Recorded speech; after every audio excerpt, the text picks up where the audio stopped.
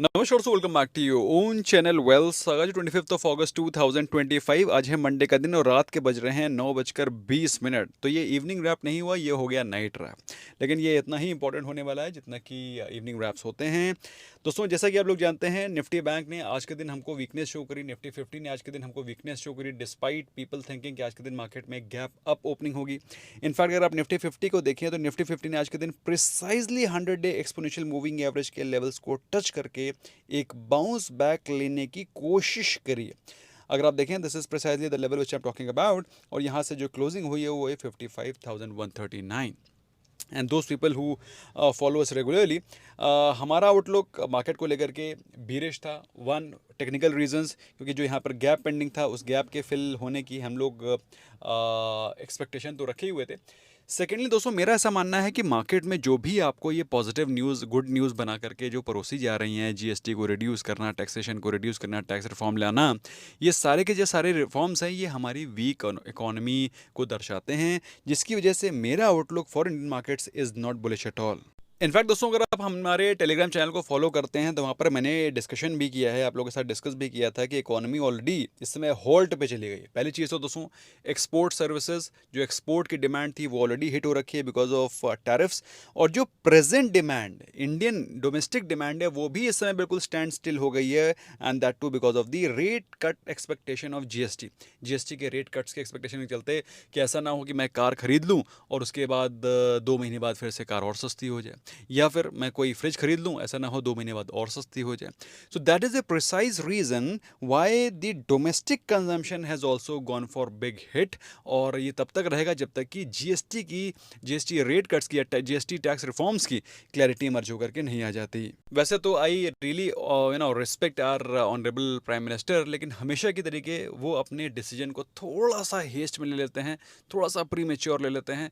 अगर उन्होंने थोड़ा सा इसको डिस्कशन करने के बाद, एक फाइनलाइजेशन होने के बाद अनाउंस किया होता, तो ये जो डिमांड का हिट है ये ना लगता। I hope you are getting what I am wanting to tell. मतलब अगर आपने इसको 1 महीने बाद अनाउंस किया होता, you would have announced it on maybe after a month, तो एटलीस्ट इस महीने की सेल्स भी चलती रहती। At least the sales must have continued for this month also. जिस दिन से आपका पूरा खाका तैयार हो जाता उस दिन से आप इसको अप्लाई करते, that would have been a very smooth way of applying it. But अपन लोग बहुत छोटे लोग हैं, मतलब I can't think what Modi ji thinks. Of course he is a very very wise man, very experience man, old man. So I am sure his way of thinking and my way of thinking is very very different. I am a kid in front of him. Not standing दोस्तों, Nifty 50 के बारे में बात करें, 98 points की तेजी के साथ आज के दिन क्लोजिंग हुई है। वहीं बैंक निफ्टी बिल्कुल फ्लैट क्लोज हुआ है। लेकिन ओवरऑल अगर आप देखें तो निफ्टी 50 ने आज के दिन भी 25,000 के लेवल्स को ब्रीच नहीं किया, और निफ्टी बैंक ने एग्जैक्टली अगर आप देखें तो डोजी कैंडल का फॉर्मेशन शो किया है और 100 डे एक्सपोनेंशियल मूविंग एवरेज से बाउंस बैक लिया। निफ्टी 50 के चार्ट को अभी हम लोग डिटेल में स्टडी करेंगे। मिड कैप और स्मॉल कैप में भी हमको आज के दिन बिल्कुल फ्लैट कारोबार होता हुआ दिखाई पड़ रहा था। इनफैक्ट अगर आप एडवांस डिक्लाइन रेशियो को देखेंगे तो फिर आपको एक बेहतर पर्सपेक्टिव क्लियर होगा। मॉर्निंग से ही अगर आप देखें तो जितने भी डिक्लाइनिंग स्टॉक्स थे उसमें हमको बढ़ोतरी दिखाई पड़ी, और डे हाई के आसपास डिक्लाइनिंग स्टॉक्स क्लोज हुए। मतलब they kept falling, kept falling, falling, falling and falling. और एडवांसिंग स्टॉक्स हमको पूरे दिन धीरे धीरे करके गिरते हुए दिखाई पड़े। और by the end of the day 1,000 stock advance कर रहे थे तो उसके अगेंस्ट 1700 स्टॉक्स डिक्लाइन कर रहे थे। भाई लेट मी टेल यू, मुझे तो और भी ज़्यादा गिरावट की एक्सपेक्टेशन थी, मुझे तो और भी ज़्यादा वीकनेस की एक्सपेक्टेशन थी, लेकिन उतनी ज़्यादा मार्केट गिरी नहीं, उतनी ज़्यादा मार्केट वीक नहीं हुई। फिलहाल बात करें हम लोग गिफ्ट निफ्टी के बारे में, तो गिफ्ट निफ्टी बिल्कुल फ्लैट का ट्रेड कर रहा है और एग्जैक्टली 25,000 के लेवल्स पर ट्रेड करता हुआ दिखाई पड़ रहा है। डाउ जोन्स के बारे में बात करें तो 225 पॉइंट्स नेगेटिव है। बाकी तो आप देख ही रहे हैं, कोई ज़्यादा खास कारोबार हो नहीं रहा है।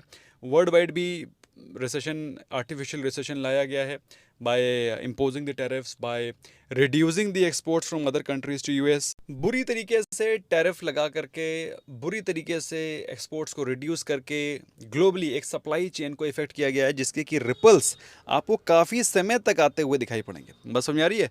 तो ये जो रिपल इफेक्ट है, ये जो इफेक्ट है, ये डोमिनो इफेक्ट आपको आने वाले समय में दिखाई पड़ता रहेगा। I don't know about you all, लेकिन मुझे तो ऐसा लगता है कि जो Q2 की सेल्स है उसमें बहुत बड़ा मेजर इम्पैक्ट पड़ता हुआ आपको दिखाई पड़ने वाला है। So you should be mentally prepared कि Q2 के रिजल्ट्स वीक आएंगे।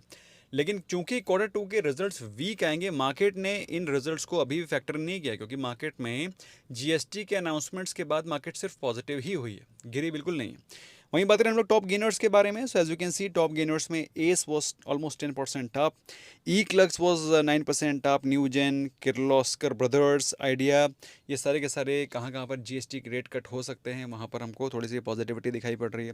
अगर आप देखें एस तो ये कंस्ट्रक्शन वाली कंपनी है, इसके अलावा किर्लोस्कर ब्रदर्स ये एग्री इक्विपमेंट वाली कंपनी है, तो यहाँ पर हमको थोड़ी सी बाइंग दिखाई पड़ रही है।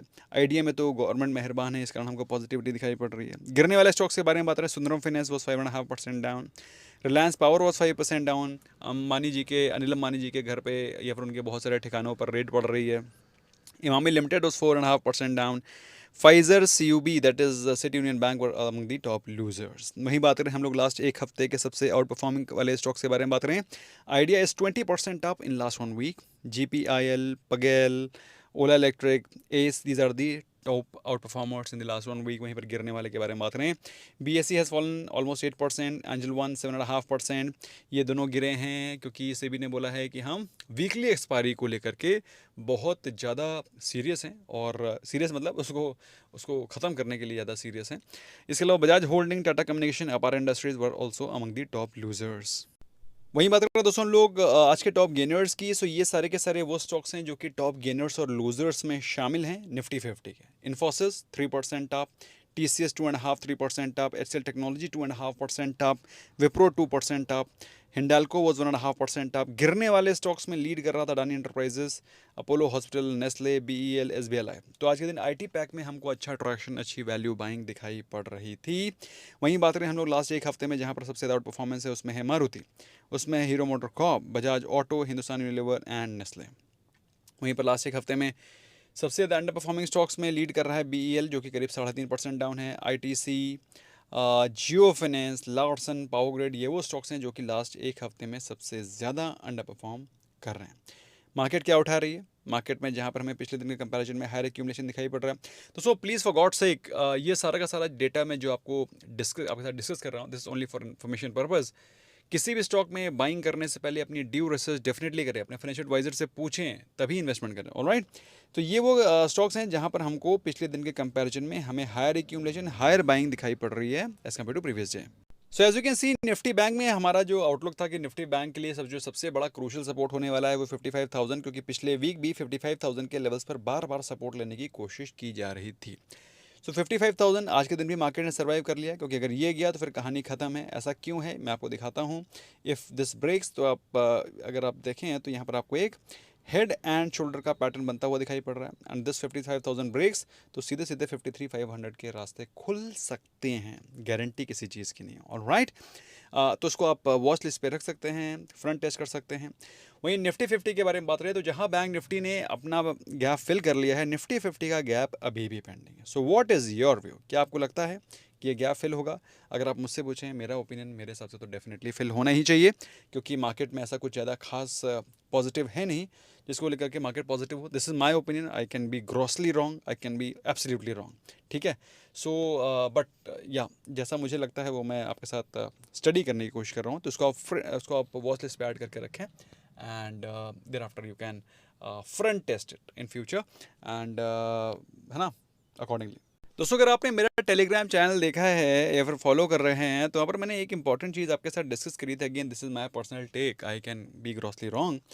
Soon we will see GST demands rising all of a sudden, especially in mid cap, small cap। भाई देखो अडानी जी, अंबानी जी से तो कौन ही GST मांगेगा, लेकिन अगर आप देखेंगे तो जो mid cap, small cap companies हैं वहाँ पर आपको ज़्यादा प्रेशर, ज़्यादा परेशानी होती हुई दिखाई पड़ेगी। मैं एग्जांपल के तौर पर बता रहा हूँ, VA टेक वाबाग एक कंपनी है जिसको हम लोग वाबाग भी बोलते हैं, बहुत ही बढ़िया कंपनी है, एनवायरमेंटल फ्रेंडली काम करती है, साफ़ सफाई करते हैं, एनवायरनमेंट मैनेज करते हैं। लेकिन आज के दिन कंपनी को GST का डिमांड आया है, और ड्यूटी जो GST का डिमांड आया है, that demand which has come, that duty notice, उसमें 69.2 करोड़ का तो डिमांड है ना, 69.2 करोड़। ओके, इसमें पेनल्टी जो लगाई गई है वो लगाई गई है 201.2 करोड़ की। जो रिडेम्पशन फाइन है in totality that is 601.2 crore.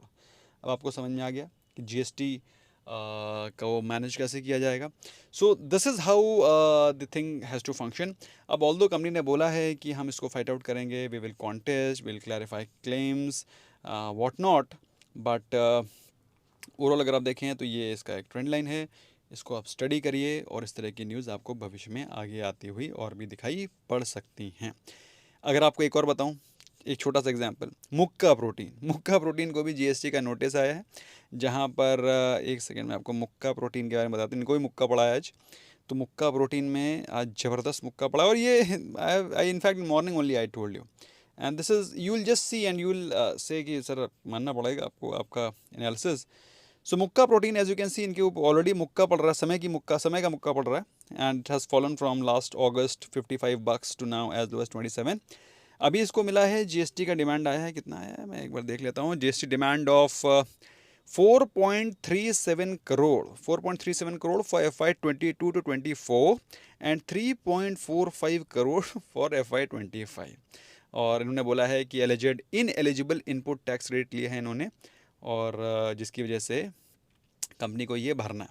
Although company ने बोला है कि हम इसको कॉन्टेस्ट करेंगे और अपने क्लेम्स को क्लैरिफाई करेंगे। बाकी आप लोग खुद स्टडी करिएगा, खुद आप फील करेंगे कि भैया ऐसा है कि जो आपने बोला था सर ये काफ़ी हद तक ठीक है, because that's how it happens. Okay, इसके अलावा M&B engineering, M&B if I am not typing wrongly, M&B engineering के आज के दिन रिजल्ट्स आने थे। सो M&B इंजीनियरिंग को दोस्तों मैं अभी आपको दिखाऊं तो ऑफलेट अभी बहुत ही रीसेंट आईपीओ है, 6 अगस्त को लिस्ट हुआ था, और अगर आप देखें तो उस समय जब लिस्ट हुआ था उस समय 26-27 के पी पर ये लिस्ट हुआ था, वहाँ से अभी 30 के पी पर चला गया। एक अच्छे खासे वैल्यूशन को ये कमांड कर रहा है, और रिसेंटली उसका जो वैल्यूशन है वो बढ़ता ही चला जा रहा है। और अभी आज के दिन इसके रिजल्ट्स आए थे, रिजल्ट्स हैव कम डिसेंट, मतलब मैं ऐसा कुछ भी नहीं है जो इसमें नेगेटिव निकाल पाऊँ। पिछले साल के कंपैरिजन में, पिछले साल जहाँ कंपनी के प्रॉफिट्स थे 6.9 करोड़, जो कि बढ़ करके अभी 17.9 करोड़ आए। ये बात हो रही है प्रॉफिट की। रेवेन्यू के बारे में बात रहे हैं, पिछले साल जहां 140 करोड़ का रेवेन्यू था, जो कि बढ़ करके अभी 238 करोड़ आया। That's impressive. पिछले साल मार्जिन 9.5% के थे, जो कि बढ़ करके अभी मार्जिन 12.4% आए। हर एक फ्रंट पे बेहतरीन नंबर्स। और अगर आप देखें कंपनी के नंबर्स को कंपेयर करें, जैसे कि आप देख पा रहे हैं इंजीनियरिंग कंस्ट्रक्शन में कंपनी काम करती है, पी रेशो आपको वन ऑफ दी बेस्ट दिखाई पड़ेगा, ROC 26% का, और यही रीज़न है कि कंपनी हाई वैल्यूशन कमांड कर रही है at this point in time. Results मैंने आपको बता दिए हैं, आई विल नॉट से कि लाइफ टाइम हाई रिजल्ट्स हैं, और लाइफ टाइम हाई रिजल्ट्स इसके वैसे भी जून क्वार्टर में आपको दिखाई नहीं पड़ सकते। आपको इसके जो ईयर ऑन ईयर अगर आप कंपेयर करेंगे तो ही ऐसा ही है, क्योंकि अगर आप मार्च से कंपेयर करेंगे तो फिर इट इज़ नॉट राइट। क्योंकि जो कंस्ट्रक्शन वाली कंपनीज होती हैं, इंजीनियरिंग कंपनीज होती है, गवर्नमेंट के कॉन्ट्रैक्ट लेती हैं, उनका जो रेवेन्यू रियलाइजेशन है वो मार्च में फाइनेंशियल ईयर क्लोजिंग वाले मंथ में ज़्यादा आपको रेवेन्यू रियलाइजेशन दिखाई पड़ता है।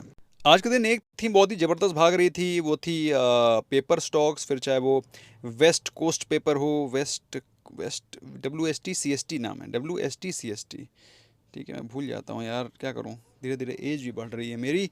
WST-CST के बारे में बात रहे हैं, स्टॉक वाज अप, अगर आप देखें तो stock was up 14%। J&K paper was up, बहुत ही हैवी वॉल्यूम्स में बाइंग हुई है। अगर आप मुझसे पूछें क्या रीज़न हो सकता है, तो दोस्तों रीज़न तो मुझे अभी फ़िलहाल नहीं पता है, लेकिन मुझे ऐसा मैं अज्यूम कर रहा हूँ कि हो सकता है गवर्नमेंट एजुकेशनल मटेरियल या फिर नोटबुक्स या फिर पेपर को लेकर के कुछ GST रिड्यूस कर सकती है। अगर GST रिड्यूस करती है तो इनके लिए एक पॉजिटिव न्यूज़ हो सकती है। ऑलराइट, अच्छा, एक नेगेटिव काम हो गया जिसके बारे में हम लोग को पॉजिटिव एक्सपेक्टेशन थी। इनफैक्ट इस तरह की न्यूज़ भी लाई गई थी कि गवर्नमेंट ने 70,000 करोड़ का जो सबमरीन की डील है जर्मनी के साथ, वो पुश कर दी है, बट अनफॉर्चुनेटली वो जो डील है वो कैंसिल हो गई है। और ये कैंसिल करा है थाइसनक्रप ने। मैं आपको दिखाता हूँ मेज़गॉन डॉक में इस प्रकार की न्यूज़ थी, और इनफैक्ट स्टॉक आज के दिन 2% ऊपर भी था, but unfortunately this deal seems to have been cancelled. 70,000 crore deal with ThyssenKrupp for submarine has been cancelled. So this is what is coming. Okay, तो उसके चलते स्टॉक आज के दिन करीब करीब 4% के आसपास ऊपर भी गया था, बट उसके बाद फिर नीचे भी आ गया। अल्टीमेटली अगर आप देखें तो स्टॉक जहां से शुरू हुआ था वहीं जा कर के आज रुक गया है। तब किसने र्यूमर डाली कि गवर्नमेंट ने अप्रूव कर दिया और किसने बाद में ये पता करा, कुछ पता नहीं है, लेकिन समहाउ ये नेगेटिव न्यूज़ है जो कि आपको पता होनी चाहिए। अब दोस्तों बहुत सारे स्टॉक्स के बारे में तो मैं बातचीत नहीं करूंगा, ये इंपॉर्टेंट अपडेट थी क्योंकि रात के 9:30 भी बज रहे हैं। लेकिन एक चीज़ मैं आपको बताना चाहता हूँ विच इज़ समथिंग पॉजिटिव, कि GST काउंसिल की मीट 3 और 4 सितंबर को रखी गई है। हो सकता है गवर्नमेंट 3 और 4 सितंबर को एक ब्रॉड फ्रेमवर्क लेकर के आ जाए कि कहाँ कहाँ पर जीएसटी के रिफॉर्म्स को लाया जा रहा है, कहाँ पर कम हो सकते हैं, कहाँ बढ़ सकते हैं। सो मेरे हिसाब से दोस्तों market will like to look forward to this event which is going to be very very important event. तो 3 और 4 सितंबर से पहले किसी भी पोजीशन को, बड़ी पोजीशन को लेना गलत है, क्योंकि मार्केट में एक्सट्रीम वॉलेटिलिटी हो सकती है। सो 3 to 4 सितंबर इज दी जीएसटी मीट, तो keep an eye there. Video पसंद आया, do not forget to smash the like button and do share with your friends. हमसे जुड़ना चाहते हैं, लिंक डिस्क्रिप्शन में। Make use of them. Until then, bye bye for now.